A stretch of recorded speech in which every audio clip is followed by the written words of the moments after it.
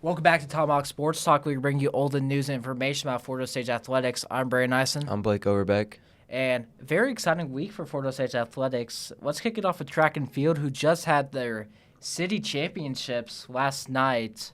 So I'll kind of break it down for you. Top five scores. This is a meet that's kind of eluded the Indians on the boys' side, and it's a meet that the girls' side usually dominates. So we'll see how that ends out. In the 100, the Indians get first and third, with Kingston Snipes getting first, and then Parker Biggs getting third. So it's a very big on the boys' side to start off. I think they weren't originally seeded to get first and third, so for them to get that mark is huge. Snipes and Biggs both got personal best, and we're in .02 seconds between each other. The entire top three got 11.11, 11.12, 11.13. So just seeing that is just huge for the Indians. A great start to the meet, even though that wasn't the first event. The first event to actually be scored was the boys and girls javelin, which we'll get to later. But then it was the girls 100. In the girls 100, the Indians got first, second, and fifth.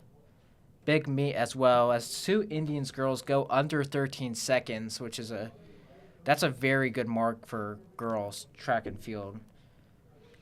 Leniva Vital, Kamika Jackson, both reaching that mark, both with personal bests, and then McKinley Matthews got fifth. But then we go back to the 4x8. On the girls' side, the Indians got first, and on the boys' side, they got third. On the 110-meter hurdles, Jada Gaither kind of came out of nowhere and won the meet, beating out Lacey Zorn. But the Indians scored practically all the points in this event, getting first, second, fourth, and fifth. On the boys' side, Jackson Lear with the big meet. I mean, it's kind of absurd how fast those guys are, because I don't really watch hurdles, but you just see how fast they're going. He ran a 15:23, and it looked like he was like speeding out there. And that's another event where the Indians scored a lot of points, got first, second, and fourth, with Christian Smith and Wesley Frederick also scoring. For the 1,600-meter relay, the 4x2, the girls got first with a season best mark of 1:49.38. Then on the boys' side, they got fourth, which was the season best, but however wasn't good enough to place top three, which is a qualifying mark. In the mile, Indians got second through fifth, with Miracle Rodriguez, Ava Green, and Kenley Culberton all getting personal bests, and Lacey Beckner getting fifth. Just more points to add on for the girls' side. And then on the boys' side, no Indians were able to place, but big personal bests for multiple Indians. In the 4x1, the girls' Indians got first, and then in the boys' 4x1, they got second. No placers in the 400 for either side, but big PR for Amari Grimm.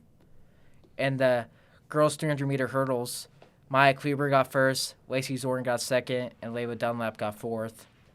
Kleber with a big season best, which is very surprising since hurdles is a very technical event, and she spends most of her time with soccer, so just big for her. Then in the 300-meter hurdles, Christian Smith got second, Jackson Weir got third, and Wesley Frederick got fourth. A big thing about this meet is just getting multiple people to place, not just winning the event. You can see here, Truman got first place, but then the Indians got second, third, and fourth. So just getting second, third, and fourth just gets them more points than just Truman getting first place does. Then in the 800, Jasmine Moore got first, Miracle Rodriguez got third, and Lacey Beckner got fifth. In the boys 800, Finn Snowden, big PR, got fourth, and Harry Fox got fifth. Snowden's someone who just kind of moving back to the distance realm, hasn't really done before. Big 6-second PR, very consistent with his times as well between laps, so has a lot of potential. That was the best mark from a Fort Osage 800 runner since I believe, my freshman year, so bright future for him. Girls 200, Kamika Jackson got third. And the boys 200, Kingston Sipes once again comes up big for the Indians, scoring 4 points. And then in the 2 mile, Kinley Culbertson got second, Ava Green got third, Memory Snow got fourth. I believe Snow is she's a hurdler, so she's stepping up to run the 2 mile. There's usually a couple girls from the Indian side that ends up doing that. So for them to step up and just being able to finish the race is just huge. Then in the boys 2 miles, Indians get some good points here. Stephen Matney gets second, and Holland Brown gets third. Very neck and neck, the two. And it's very impressive because they both personal best by over 30 seconds. Then in the girls 4x4, they got third, and then the boys got fourth. But the meet was already over by then because of the field. The field events are where the Indians boys side really took advantage, and then the girls side just dominated all night. So the girls high jump, Lacey Zorn got first, Kylie Dunn got second, Brielle Howard got third. Boys high jump, Kingston Sipes got first, and then Gavin Greer got fourth. Like a 3-way tie for fourth too, so a lot of points here. And girls pole vault, Kylie Dunn got first, Kamal Kirchner got third. Boys pole vault, Indians got a lot of points here as well. Jace Rice got first, Isaac Underwood, big PR, got second, and then Grant Dunn got fifth. Girls long jump and Eva Fitel won the meet, and then Shelby Rawls got fourth. Boys long jump, Amara Grimm got second, Maurice Whitley got third, and Kingston Sipes got fourth. Triple jump, Jada Gaither got first, winning 2 of her events. Very key for her. Was able to be in 3 winning events as well, just in total with the 4x1 relay. Just turning into a very key contributor for the girls' side as only a freshman. So then Lacey Zorn got third. Boys triple jump, Jonathan Gaines got fourth, and then Maurice Whitley got fifth. 2 freshmen getting on the board there for Fort Osage. So it will be great to see their development. Girls shot put, Hope Pearson, huge PR for her by over 4 meters. I mean, not 4 meters, but by over 0.3 meters, which is huge in the shot put to win the meet. Then Maya Niederhauser got fourth, and Amiana Grasco Gonzalez got fifth. Boys shot put, big PR for Preston Bashir, who threw 14.34. Nathan Underwood got fourth, and then Gracie Turner got fifth. And the girls' discus, another big PR for Hope Pearson, throwing 34.79. I don't believe it's too much past. It's 5 feet past her other PR, but then Bridget Wood and Maya Niederhauser finish out on that. Boys' discus, Nathan Underwood finally breaks his mark of about, let's say, 46, and then launches 147.44. New Missouri number 40, big time for him. And then Preston Brashear and Nathan Parker, finish out the top 5. Then girls javelin, Natalie Popberg got second, and then boys javelin kind of cleaned it up. Landon Gallman got first, Ben Dorfinger got second with a huge PR, and then I got fourth. So very consistent meet all around. Like I said before, the boys haven't won this meet in who knows how long. And this time they won by 10 points over a very good Truman track team. So, and the girls just dominated, got 151 points, which is more than the other 3 teams combined. So just a huge meet for them. So just a big meet and great overall performances for the Indians. Now, Blake, you can go off with baseball. Yeah.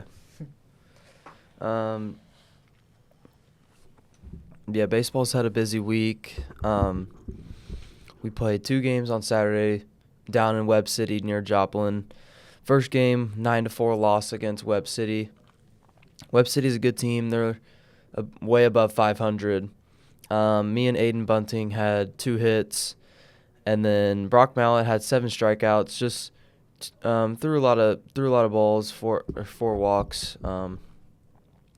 But I mean, it's still good to see. He's only a sophomore. He's only going to keep getting better. And then Logan Shealy pitched really good. Besides, he gave up an absolute nuke. But other than that, it was a good outing for him. And then we played Smith Cotton next. We were winning most of the game. Aiden Bunting had 3 hits. We ended up losing 8-4. Connor Harris and Bogan Weichel Phil came in 2 innings, 3 hits.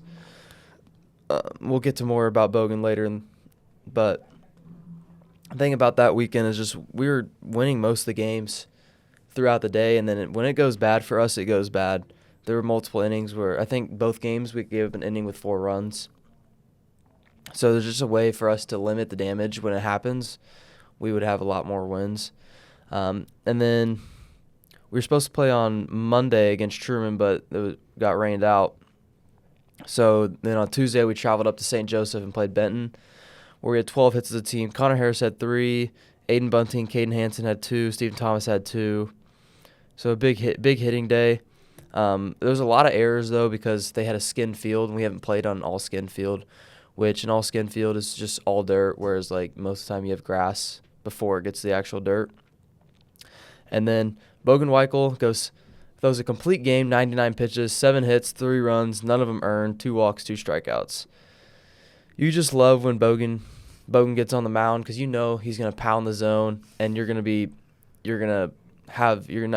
no walks. I mean, he did walk 2, but that's like probably the most he's had all season. But you just love when Bogan pitches. And then yesterday, as this airs, because this is going up today, right? Yeah. Okay. 13-3 win over Raytown. 11 hits as a team. I was 2 for 3, even though it says 2 for 4. Aiden Bunting 2 for 4, and then Zach Fritzmeyer 4 for 4 with 4 RBIs. Ooh. So you gotta love it from Zach. And then pitching, Logan Shealy went 1/3, 2 earned runs, 2 walks, 2 hit by pitches.